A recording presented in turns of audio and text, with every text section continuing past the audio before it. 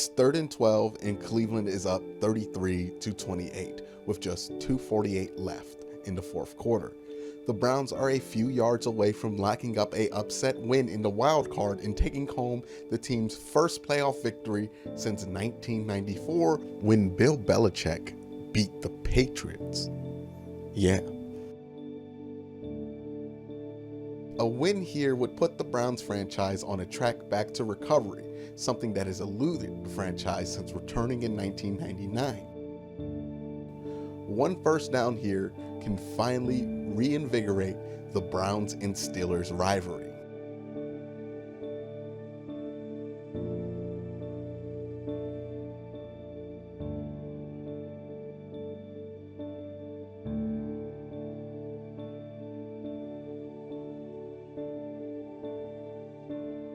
But before we get into this, we need to take a step back.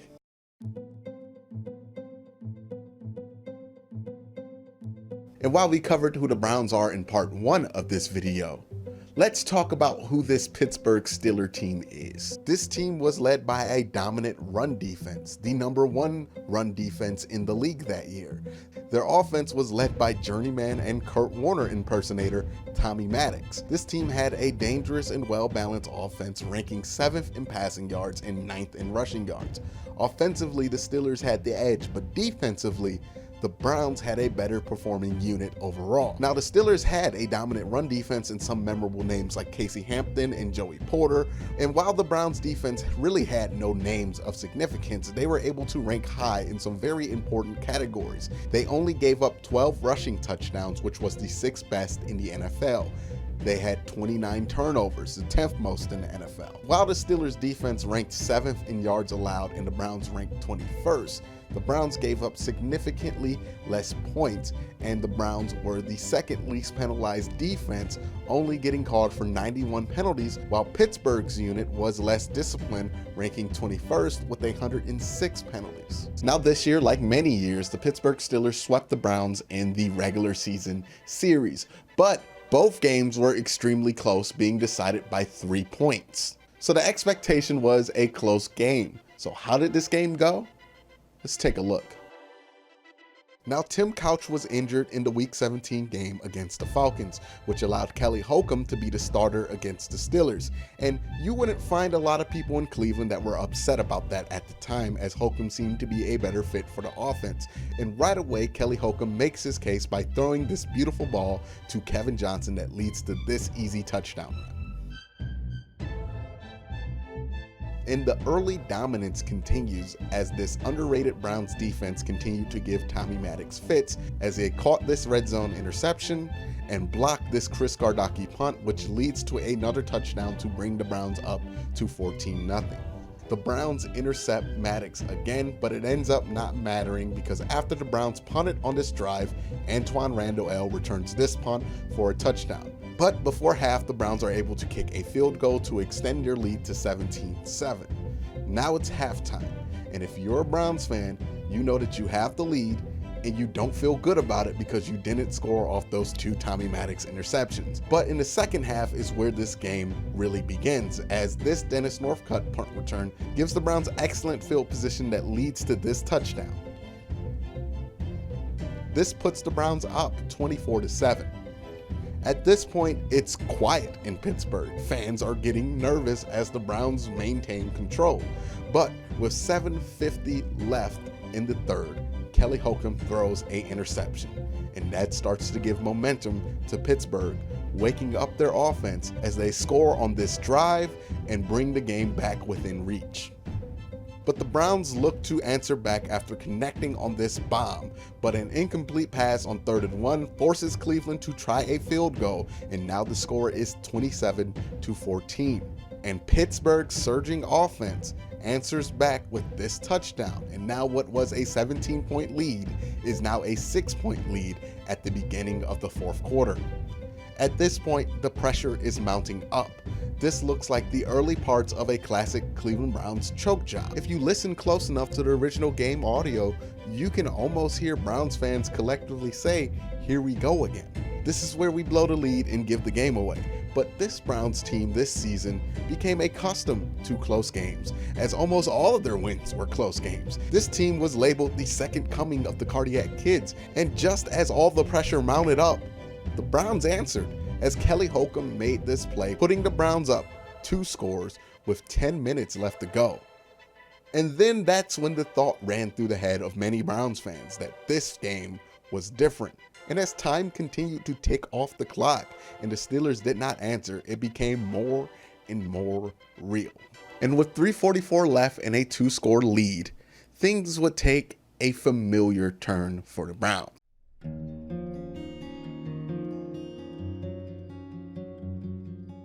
As this Browns team started to do something that they have not done the whole season and have actually been exceptional at avoiding this entire season at the worst possible time. This defense, who was the second least penalized defense that year, started to play tight and commit a lot of bad penalties, as this sack was negated by a pointless hold.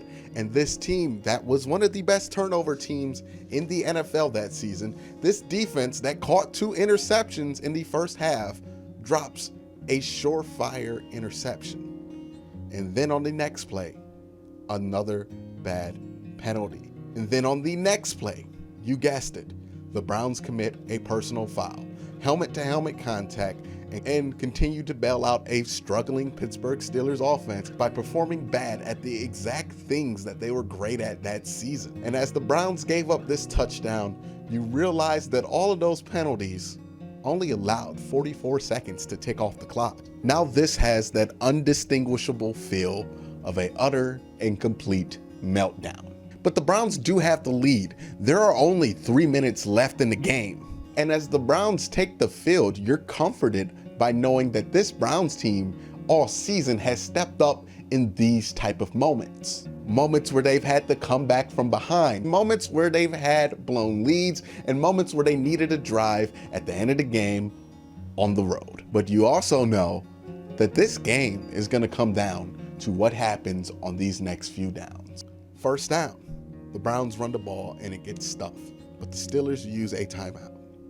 It's now 2nd and 7, and Quincy Morgan almost comes up with this circus catch that would have ended the game. And the Browns get called for a delay of game penalty, which pushes them back 7 yards, but it's okay. This is why you have Kelly Holcomb in the game.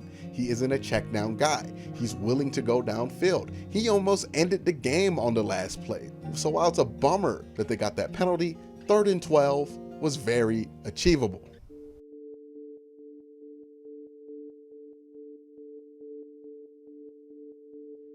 So now it's 3rd and 12 with 2:49 left to go. The Steelers need a stop here, and the Browns have been pretty good on 3rd and long today. The ball is snapped, and a moment gets permanently tattooed into the psyche of Browns fans everywhere as a wide open Dennis Northcutt who by far had the most reliable hands on the entire team. Dennis Northcutt had a 76% catch percentage, almost 20% higher than the team's top 2 targets. And he just flat out drops this wide open pass and leaves the door wide open for the Pittsburgh Steelers. And the Steelers walk right down the field and take their first lead of the game with 54 seconds left to go. And the Browns have no timeouts. But damn it, this is the reincarnation of the Cardiac Kids. This game is not over yet, and the Browns do a valiant job of getting down the field. And with 7 seconds left to go, they are actually in striking distance on the Steelers' 45-yard line. Now the Browns have 2 options. Either take a 55-yard field goal on a bad field, but with an excellent kicker, or try to get a few more yards in order to give Phil Dawson a better shot. The Browns opt for one more play. A risky, but possibly game-changing decision. Sure, while some may criticize the risky decision, this is a team that's only here because of risk and miracle moments. This was the type of comeback that this team was perfectly suited for. And honestly, if this team was going to win a playoff game, this was how it had to be. And with 7 seconds left, this is what happens. Now a third. Holcomb throwing. Complete inside the 30-yard line, looking for the out-of-bounds Roethlisberger, he got there. No, now ruled. Caught, but we're out of time.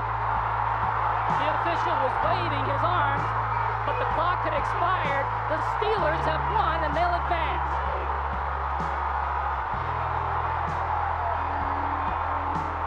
So much happened in such a small amount of time. Since Kelly Holcomb was hit right when he released the ball came out slow and low. That forced Andre King to drop to his knees to catch the ball. Since King had to recover from his knees, he stumbled on his way up, which cost him the split second he needed to get out of bounds to set up a makeable 40-yard field goal to win the game. To think of all the effort that went into this season, to think that all the effort that went into this game, it comes down to something as small as the center just holding on to a block for a half a second longer, and it totally changes the outcome of the game. But since he didn't, since Kelly Holcomb got hit, since Andre King had to drop to his knees to catch the ball, and since he stumbled on his way out of bounds, that is all she had to write for this season. And that is the last time the Browns played a playoff game. Now, why tell the story? It's heartbreaking, and it's just another one of those Cleveland moments, right? But it's really not. I mean, sure, this playoff game ended in heartbreak, but this team was never supposed to be in this position to begin with.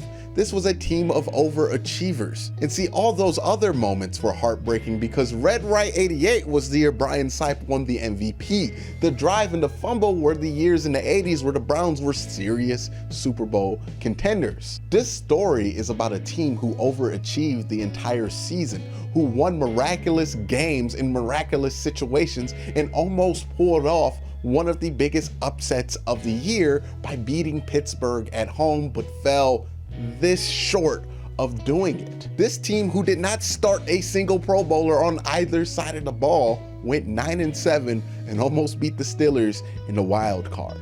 That's a team that should be appreciated. All they did all season was defy expectations. So that's why I did it, because this team and this team's story deserves to be told and deserves to be honored more than it is now. You gave this expansion team some of the few highlights that they've had since coming back in '99. That's worth something.